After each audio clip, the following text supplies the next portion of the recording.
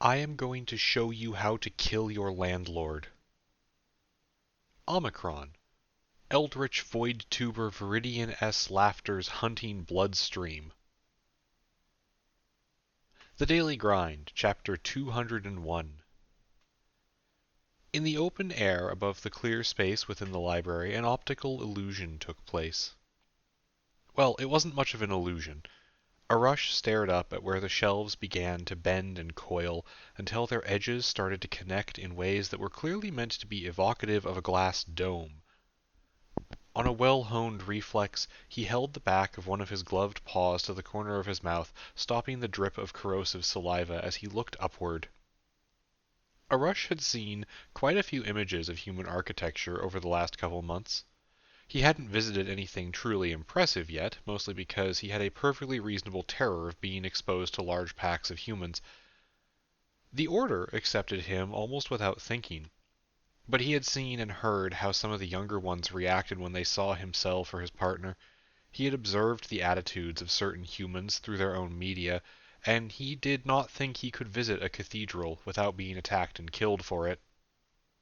But that did not stop his interest, and as he looked up here in the library, he could see what it was trying to do. There was a light coming down from the central ring of the shelves that built the dome, one of the ones that was a poor emulation of the true sun. And there were black lines in the air between here and there meant to look like iron crossbars, keeping the skylight up. Arush's eyes, though, were not well suited to appreciating optical illusions. He'd learned it after several evenings of confusion at an image of straight lines, before cautiously asking his kendo teacher about it and having Karen point out that the lines made it seem as though the pillars were solid in both perspectives.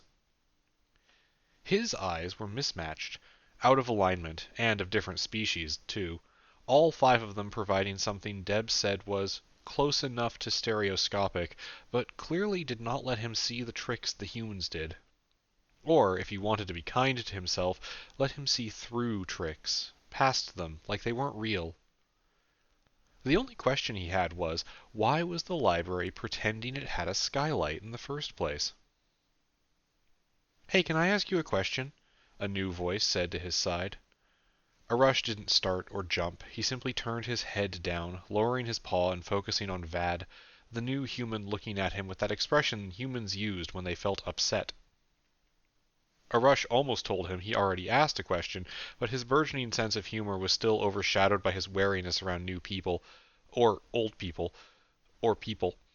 So instead he simply nodded. Vadok nodded back and took a deep breath before shuffling closer and leaning in, looking around for any of the other delvers before he spoke. "You're not, like, trapped, are you?" Arush blinked, a quick "what?" escaping his mouth before thinking about it. That was also novel. He could speak on reflex, his growing lungs supporting better and better speech. "A prisoner or a slave or something," Vad failed to clarify. "You know, like that, something like that. It's just, you have a look about you." "Don't know what that means," Arush said, taken off guard. "I'm here because I want to be."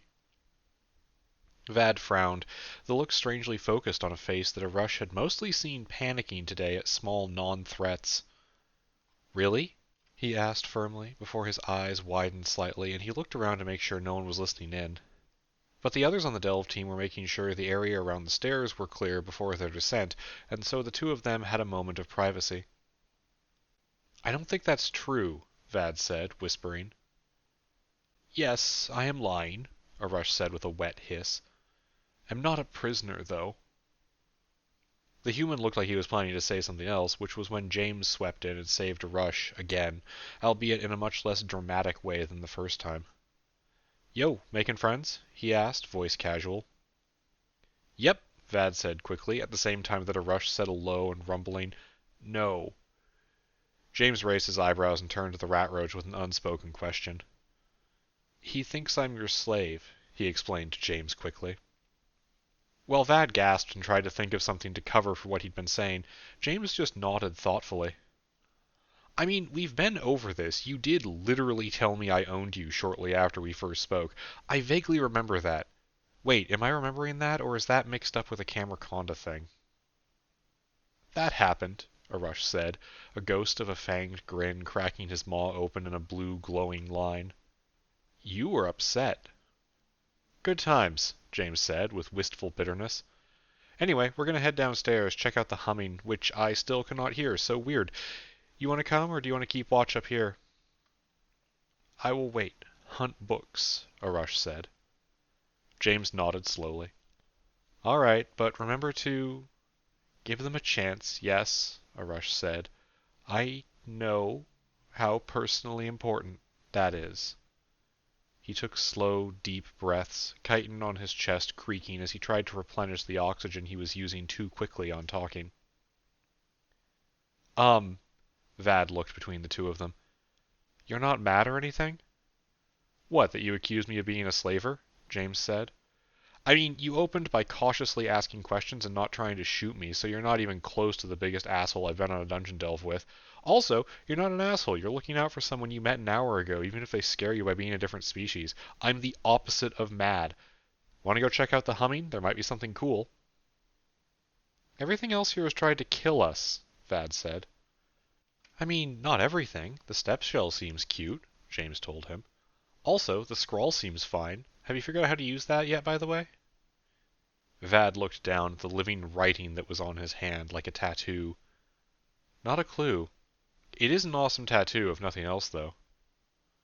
There it is, James said with a grin, before patting Arush's arm almost fondly with one of his gloved hands, and turning to head back to the group that was preparing to split off and head down a level to explore. There what is? Vad asked, confused, turning to look at the rat roach he was standing next to with a bewildered expression. There what is? He repeated to Arush. Arush just hummed lightly in response, tired of overtaxing his throat. Meanwhile, James angled himself around the display of inert books in the middle of the floor and aimed to move to the group. Okay, who's going, who's holding here? He asked. I hate stairs, Frequency of Sunlight complained. Deb will carry me, right? Absolutely not, we're staying up here, Deb replied in an all-too-quick mutter. The other Camerconda craned his neck to look at James, who stoically ignored the look, until he moved on to Anesh and then Alana, who eventually sighed. Yeah, I'll carry you, Thought, she said, though she said it with the tone of someone who loved being strong enough to actually do that. Is Arush coming? No, he and Vat are staying up here. Oh, I was right, by the way, you owe me, James grinned. Pay up a private or something, Momo said. I'm going. Anesh is thinking about staying. Is this a good idea? Only 4 of us? In contrast to how she sounded when there was disaster pressing in from all sides, here Momo's voice was uncertain. It wasn't that she was bad at planning, it was that this dungeon was unfamiliar and all the more scary for it. They had brought 9 people, after all. Why split up when they could meet everything with overwhelming firepower? James answered that question without really meaning to. Yeah, 4 should be fine. Or, more importantly, we can't fit more than 4 people on the stairs easily, and if we do need backup, we're visible from up here, so I'd rather keep from getting crowded.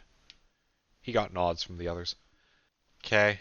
Alana stays back with Thought until we're on the ground, then we check the area. I don't want us wandering too far off, and we're not going to go too deep tonight on this basic recon mission. So if there's nothing down there, we'll come back and just explore the shelves around here some more, okay? Good luck, Anesh said with a solemn nod. I'm just going down some stairs. I'm not going to my execution. James rolled his eyes at his boyfriend. Just remember you're not as replaceable as me, Anesh said, hands idly drumming on the railing. There wasn't much else to say, and James didn't want them lingering around longer than they needed to when they had a self-imposed limited window of time, so he took the lead and started cautiously making his way down the stairs. The steps were a dark brown wood, rich and worn with time. They were solid under James' heavy boots, not creaking or showing any indication of being hollow at all. The open space the stairs dropped into, cordoned off by a wooden railing, looked like it was obviously meant for 2 different sets of steps, one on each side, but only the right side actually had stairs, with the far wall simply being a blank wall, partially covered by a few cloth banners that moved slightly in the constant breeze of the strange library. He avoided the carpet that ran down the middle of the steps. They had poked and pulled at it from the top of the staircase, and James was pretty sure it was a stable, possibly permanent affixture to the wood, but there was no sense in tempting fate in a dungeon. With each step down, cautiously leading the others while Alana brought up the rear, firemen carrying a 200-pound snake, James got more and more of a good view of the landing below them. It was, he thought, as he stepped through a patch of shadow cast by the overhead lights that came from nowhere, a little more chaotic than the one they had come from. The shelves around the open area were still towering and imposing, still filled with row after row of densely packed books. But, as he got far enough down that he could see the whole landing from his higher angle, he paused and let Momo do the same on the other side of the carpet. The floor was the same cracked stone as above, but where the place they had come from was a fairly simple arrangement of a librarian's desk and open floor plan, here that was absent. Instead, a long table that didn't look quite right for some reason ran the length of the left side, forming an artificial barrier between the shelves there and the landing. Equally spaced boxy computers sat upon the table, while a riot of cables formed a drape that concealed whatever was below it. On the other side, thick leather chairs that looked like they were sized for beings half again as large as humans formed a semicircle facing inward toward nothing. The floor, unlike above, was not bare. Towers and stacks of books, many of them casually strewn around with spines bent and pages torn and scattered, left the whole place looking like it had the feeling of a careless dragon's hoard. "Humming's definitely louder," Momo said, interrupting the quiet. James started moving again, slowly. He stopped at the small landing where the stairs made a right turn before they finished on the stone floor, but all he could see from here was more shelves of books behind the stairs. Underneath the space where his friends were standing up above them, Deb and Frequency of Sunlight carefully watching to make sure nothing went too wrong, ready to provide backup when it did. He stopped again, 5 steps from the bottom, as he caught sight of what was actually in the middle of that partial ring of armchairs. It looked human. That was the thing. Just like with the stuffed shirts in Officium Mundi, the figure sitting in a curled position amid the scattered books was, if you didn't think about it or actually look very closely, a perfectly normal human person. But once you did, once you actually took a second to analyze the situation and let your eyes show you what they were literally seeing instead of what your brain was interpreting, there were simply too many things that pointed to it being other for it to actually be human. It was wearing a torn white robe of some kind, the thick cloth in tatters around its long, pale limbs with strips of it dangling off waving arms. The face was where it became most obvious. The lines were too sharp, too much like creases in a book. Feminine, yes, but in a way that evoked a story of femininity, not the living of it, not something from the real world. Its eyes were the color of highlighter ink, pooled and allowed to solidify. A few scraps of paper floated in the air near it, dancing in time with its waving arms, and it didn't stop humming when James moved into view, though he wasn't sure if that was because he wasn't spotted or he simply wasn't worth notice. Then he realized that he could hear it now, a soft musical tone, warm and nostalgic in a slightly cracked way. He made a hand gesture to the others, and they crept silently down the last few steps before touching down on the stone floor of the landing. Alana gracefully settling their Camerconda friend on the floor before rising back up and carefully unclipping the heavy, and most importantly, not discount machete that she had on her hip. The 4 of them fanned out, James only briefly pausing as a voice whispered inside his head. "Road's splintering out from her," the navigator told him. "Like light through one of those things, the rainbow things, the glass ones." Prisms, James thought back at his passenger. Also, that's deeply unsettling and kind of unhelpful on a tactical level. He wasn't sure if that complex thought made it across. "Yes," the navigator sheepishly drawled back at him. "Good luck." The Delvers didn't talk, though Alana and Momo did shoot wary looks at each other across James as he stepped forward around a pile of battered paperbacks, motioning for them to wait. He took a deep breath. This was, weirdly, always the scariest part of new dungeons. Not the fights, not the weird geometry, not the fact that anything could be a trap and half of those things often were. No, it was the simple act of opening his mouth, giving away the advantage, and saying hello. James held his hands at his side, the feathered tail of the navigator companion loosely wrapped around one of his legs. "Hey there," he said. "We're explorers. We don't want to fight—" "Fuck!"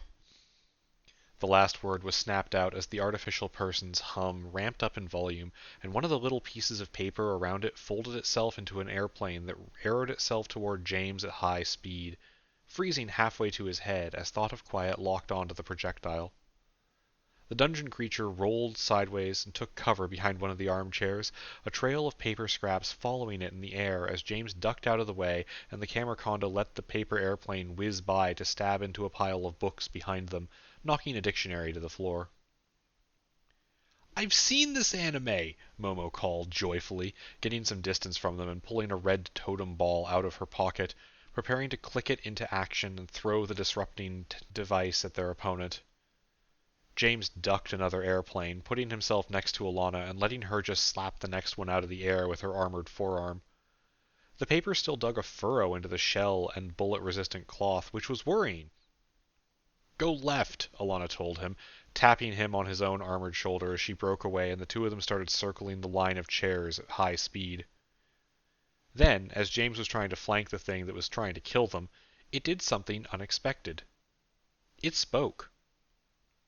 The words came out layered on top of the hum, which hadn't stopped, but they were certainly legible, and the same voice, spoken like a sentence picked up from the middle of a narration. Top of the stairs, leaning forward, and yet the banister could not hold her weight, and a crack of wood split the quiet air. The creature paused to fling an airplane at James as he ducked behind the oversized leather chair just before where it was cowering, except it didn't really seem to pause in its speech so much as it was waiting, almost, anticipating. Something built in the air, a pressure. "Shit!"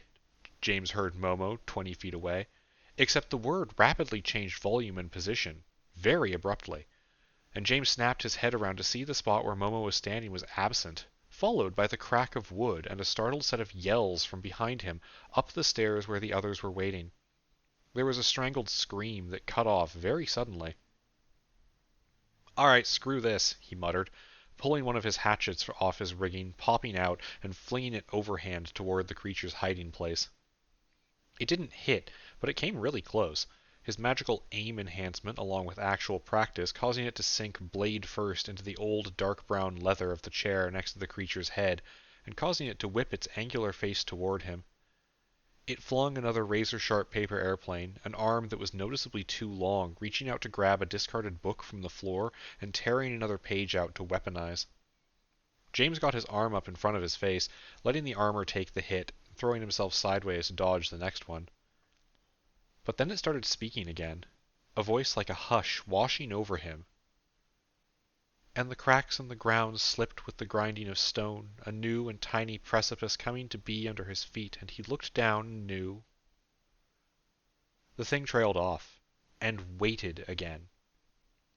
"Say something!" the navigator's scream whispered in James's mind, a flurry of orange lines blanketing his vision as it showed him likely paths forward, all of them twisted and abrupt. James was more practiced at fighting monsters than most people on the planet. He would rank himself in the top percentile of general combatants, and he had survived where a lot of people wouldn't or hadn't. But a lot of that was down to dogged determination and a willingness to act, and not actual superpowers. James was augmented, sure, but he couldn't think or react faster than the baseline human when it came to creative improv in the middle of a battle, and someone telling him to say something in the middle of the fight was not a great way to get a reaction. He might have managed a muddled, "What?" but that wasn't what was being looked for, or at all enough anyway. And then that pressure in the air popped, and he found his dodge ending on a different patch of floor, the world swirling around him as he was moved to a different point.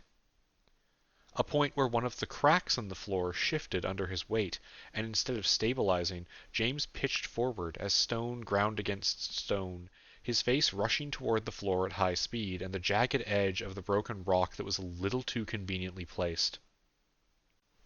He froze a couple inches before his nose broke and a rock went through his eye. Thought of quiet grabbing him with his camera-conda gaze before he hit. Somewhere nearby, James heard another yelp and a thud of someone hitting the stairs, Alana swearing loudly. And then a set of oddly jointed armored arms wrapped around him as a rush grabbed onto his technically still falling body and lunged sideways while Thought of Quiet let him go, turning what would have been one incredibly painful fall into two slightly less damaging tumbles. They came to a stop in their roll with James on his back, a rush still half hugging him, the rat roach's chitin-spotted muzzle panting over his face. "Thanks," James wheezed out. "Gotta get up." Arush nodded, no time to be mortified as he drooled flecks of something corrosive onto James's chest and rolled to the side. Both of them pushed themselves upright and started running back toward the chairs. Whatever had been done to him, James had only really been moved to the other side of the landing, so he wasn't too far away. He couldn't see Alana, though. "Help!" Thought of Quiet called, the serpent having taken cover behind a veritable wall of books, too low to the ground to be anything but an obstacle for a human, but enough for him to duck behind as the creature flung repeated paper airplane bolts at him. It was perched up on the arm of one of the oversized chairs, the leather back of the furniture giving it cover while it bombarded the camera-conda. "Alana has vanished," the camera-conda stated. There was a howl of outrage from somewhere to James's right, muffled by row after row of shelves and books. He had no idea how far away it was, but Alana being pissed off was kind of unmistakable, as were the sounds of things being broken that came shortly afterward. The creature turned its attention to him next, and a rush as they dropped any pretense of tactics and just charged its chair. James fumbled a shaking hand to draw his other hatchet, a rush holding a knife out, both of them with an arm over their vulnerable faces just in case something was thrown their way. "Here," whispered the navigator, an orange profile shimmering in James's vision. He dipped and ducked through the motions, a pair of shots flying over his head, his momentum almost completely maintained by the move. Then, far ahead of a rush, James reached the chair, because while James might not be quicker or snappier than most humans, he could accelerate way beyond what was normal, and that included mad dashes across dungeon territory. He didn't bother trying to scale the furniture, instead just opting to take a rapid swing at the creature that tumbled backward onto the floor. He caught nothing but a piece of its robe, and the realization that the texture of the cloth was far thicker and rougher than he'd expected. A voice cut over the humming as a rush circled the other side of the chair, words James couldn't quite make out in a language he didn't know, and then the humming cut off, like someone had just hit the power button on a stereo. He stood there, panting for a second, before wiping his mouth with the back of his hand. "Did you get it?" he asked a rush as the big rat roach finished his own circle of the chair. "No," a rush gasped out, chest heaving as he sucked in fresh air. Alana." He pointed a claw toward the shelves where things had gone quiet. James jerked, but then stopped as his partner limped back into the clear area. "I'm fine," Alana lied loudly. "Dictionary got my leg, and I feel dizzy."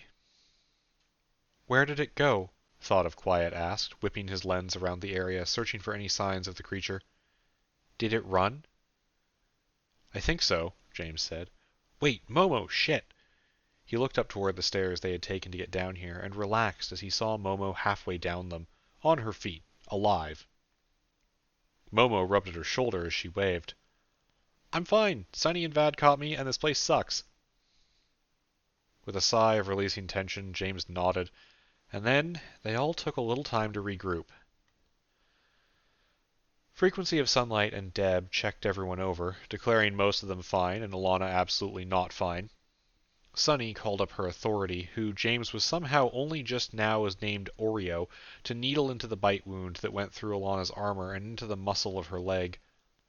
While Oreo worked and whispered back to the camera-conda with information on the medical state of the patient, Frequency of Sunlight confirmed that the books were indeed venomous. Or at least, the one that had bitten Alana was venomous, though it was only a soporific. The protocol the Order had developed for switching ownership of the resistance programs that they ran on the increasing mess of hardware in their basement to whatever delve team was active was suddenly seeming a lot less like an overdone precaution now. A total 10% resistance to venom was kind of nebulous, but since Alana had been teleported mid-fight into a shelf filled with venomous things trying to eat her, an extra 10% could have been the difference between life and death. There was no real way to confirm it, but James shared what his navigator had shown him. The way the paths around the creature had fluctuated when it started talking, and the feeling of a kind of pressure in the air when it stopped. Momo and Alana confirmed feeling that too. I think, James said, it's an improv game. Explain, but use words a Rush will understand, Frequency of Sunlight said, getting a fondly exasperated pat on her head from her girlfriend, and a tilt of the head from a Rush, who was still sitting with his back against one of the padded chairs. Oh, sure. Improv is a thing where... James stopped himself as he got a weird look from Anesh, and decided to change tracks before his boyfriend could say whatever he was going to utter at him. Right, sorry, I can do the full explanation later. Short version, you're supposed to finish the story. It was narrating this fight, but it was putting us in the worst places. I'm not creative under pressure, I guess, he admitted. Anesh sighed. I'm not much creative at all, so this is going to be a problem. Also, and this may sound bad, but is that not a bit shit for a second encounter? So much for the theory that dungeons need to be fair, eh? It's perfectly fair, Alana muttered in a drowsy tone. I could take her. Also, third encounter, Momo said. I'm counting the crab. Also, James added, it's unfortunately fair. Also, Anesh, I want to remind you that my third office encounter was a fucking tumble-feed, so, balance is relative. He sighed and glanced over at Thought of Quiet. It's like the Camercondas, he said softly. It's a test, a gate. Can you be creative under pressure? If not, die. Same way the Camercondas are. Did you bring a friend? If not, die. It is true, Thought of Quiet replied equally softly. I always win 1v1 basketball. Vad blinked and opened his mouth, the new guy uncertain if he should interject, but everyone noticed and James motioned for him to go ahead while Momo just elbowed him in the stomach. No, sorry, I just kind of want to know how you play basketball, he asked the snake. Very well, thank you, Thought of Quiet answered, tilting his head back proudly. Vad nodded, as if that answered his question at all. Right. So, what now? Deb asked, as James stretched and started looking around for wherever his first hatchet had landed. He found it in a chair. We still have plenty of time. Are we sticking around? James groaned. No, he eventually admitted. No, we can't. Not with something like that around. That fight was... Okay, so 4 of us against it, and the best we could do was not get murdered? That's bad. Maybe if we downed half our potions in prep, we could have managed it. Start from an ambush, we could do that too. But the way it can throw us into the shelves, where there's books waiting, I don't think it knows how bad that can be, which is good, because we'd be toast. He sighed. We can't keep poking around when something like that can disrupt us, and it's just hanging around. Ah, but you know how to deal with it now, Anesh pointed out. Also, we could just go deeper into the shelves on the main level. You are really hoping to find a magic book, aren't you? James asked with a grin. James, I love you, but everyone here wants to find a magic book, you included. Vad's known about magic items probably since I started this sentence, and he wants to find a magic book. Anesh held out a hand, palm up toward Vadik, who nodded sheepishly in reply. You see? In response, James just grinned. It took them a little time to navigate the stairs up, with 2 Camercondas in tow, but from there, the group took the next hour to prowl the shelves, looking for anything useful. Mostly, they found more incredibly angry books full of teeth, and a few of those strange mobile words that scrawled themselves across surfaces, waiting to be translated. That and more shelves. Momo, Anesh, and Thought of Quiet had just come back from scouting a point where the shelves shifted from metal to wood and formed a split intersection, when James decided it was time to call it. No magic book tonight, Instead, all they had was just shy of 100 of the orbs from this place, which Deb and James had gotten to work marking with a label maker before they left through the main door and headed back. No one really felt like letting a comical mix-up happen between these and the Officium Mundi orbs. "So, that's it?" Vad asked as they stepped back into reality. "That's it, like, that's the end of it? Or you're not impressed with the extra-dimensional library? Or... "Those are the options. What do you mean?" James said, as the warm night air of Texas summer slapped him in the face after the cool interior of the dungeon space. Vad gave an incredulous look. "I mean, you're not going to try to shut it down, or I don't know, set up a camp? An outpost?" "Well," James said, "we don't actually know if this one has done anything aside from defend itself, so no, we're not going to just kill it. Not that we know how, anyway. And we've got lives to get back to, so we're not going to build a dungeon guard post or anything. Mostly what we do in situations like this is get someone on the ground nearby as an early warning system in case anything changes, and then we'll slowly start to explore, make use of the dungeon's resources as we're able, and see if we can find something cool." "Oh, okay." Vad looked mildly reassured that James actually had a plan, but then he paused because he was smart and he saw where this was going. His eyes widened slightly. "Wait, no." "Yeah, so we'll get you onto the Order's server and get you the contact info for everyone that you'll need." James patted him on the shoulder. "Also, an armory package. You'll probably like it. It has orbs." "Is it more magic? Because... yeah, I probably will, but this is... what is happening here?" Vad asked. "A responsibility of power or something like that," Anesh said, as James checked in on Alana, who was sitting with her leg propped up on one of the library chairs and getting very tired of being checked up on. "You actually can say no if you want.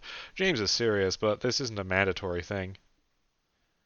Frequency of Sunlight nodded as she looked over at Vad. "Yes, I was told we could not interview people who did not ask." "I mean, yes, obviously," Vad said. "This is terrifying, but also... ah." He flushed slightly and looked away. "But also really cool, and you can't wait for more, even though you got hurt the first time, right?" Anesh said knowingly. "Oh, we've all been there. Anyway, don't go in alone. We'll be in touch. Any other questions?" Vad looked like he had a million questions, but he settled on one. "Why does James have a tail?" Anesh opened his mouth and then closed it and looked over at his boyfriend. "I believe it's a navigator thing. I had not noticed that, really. Huh. That's rather cute. I'll get back to you." "Sure," Vad said, still reeling from the night's events. From the last couple weeks' events, really. It had all moved kind of fast. He still didn't really get his bearings until well after the Order's team teleported back to their home base, leaving him alone in a library at 4 in the morning. It was kind of weird, being at work like this when no one else was around. Somewhere, old wood creaked, and Vad decided that he would continue musing at home, and not in this fucking building all by himself.